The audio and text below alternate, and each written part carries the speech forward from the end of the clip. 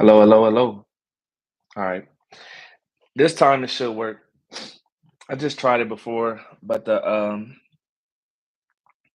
the audio was messed up. Thank you, Harmony, for pointing that out. I appreciate it.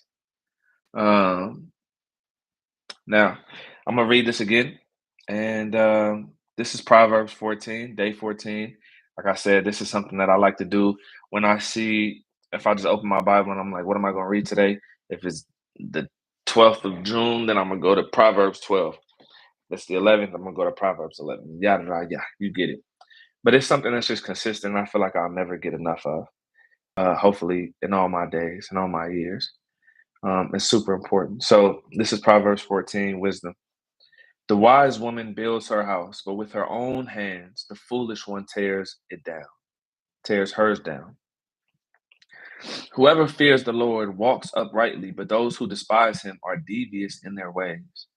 A fool's mouth lashes out with pride, but the lips of the wise protect them. Where there are no oxen, the manger is empty, but from the strength of an ox comes abundant harvest. An honest witness does not deceive, but a false witness pours out lies. The mocker seeks wisdom and finds none, but knowledge comes easy to the discerning. Stay away from a fool, for you will not find knowledge on their lips. The wisdom of the prudent is to give thought to their ways, but the folly of fools is deception. Fools mock at making amends for sin, but goodwill is found among the upright. I feel like that's deep because it's like fools laugh at you for repenting, for making amends with God. Fools laugh at you, but goodwill is found among the upright. But people who are upright want to see you do good. Each heart knows its own bitterness, and no one else can share its joy. The house of the wicked will be destroyed, but the tent of the upright will flourish. There is a way that appears to be right, but in the end it leads to death. Even in laughter, the heart may ache, and rejoicing may end in grief. The faithless will be fully repaid for their ways, and the good rewarded for theirs. The simple believe anything, but the prudent give thought to their steps. The wise fear the Lord and shun evil, but a fool is hot headed and yet feels secure. A quick tempered person does foolish things, and the one who devises evil schemes is hated. The simple inherit folly, but the prudent are crowned with knowledge. Evildoers will bow down in the presence of the good, and the wicked at the gates of the righteous. The poor are shunned even by their neighbors, but the rich have many friends. It's a sin to despise one's neighbor, but blessed is the one who is kind to the needy. Do not those who plot evil go astray, but those who plan what is good find love and faithfulness. All hard work brings a profit, but mere talk leads only to poverty. The wealth of the wise is their crown, but the folly of fools yields folly. The wealth of the wise is their crown. So that means wealth isn't bad. It's a crown of glory if you did it in wisdom, but the folly of fools yields folly. A truthful witness saves lives, but a false witness is deceitful. Whoever fears the Lord has a secure fortress, and their children it will be a refuge, and for their children it will be a refuge. The fear of the Lord is a fountain of life, turning a person from the snares of death. A large population is a king's glory, but without subjects a prince is ruined. Whoever is patient has great understanding, but one who is quick tempered displays folly. A heart at peace gives life to the body, but envy rots the bones.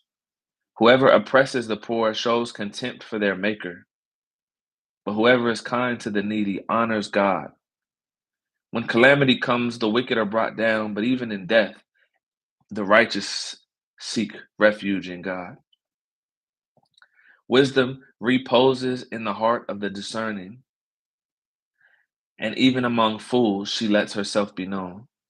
Righteousness exalts a nation, but sin condemns any people. A king delights in a wise servant, but a shameful servant arouses his fury. So, in short, there's a few things that stand out.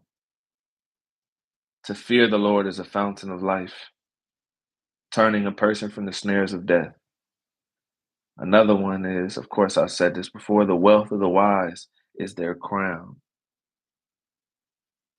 All hard work brings a profit, but mere talk leads only to poverty. There's a lot of people who have amazing dreams and amazing thoughts and concepts and all type of stuff, but unless you do work to back up what God has given you, the dreams that God has given you, then it's mere talk and it leads to poverty.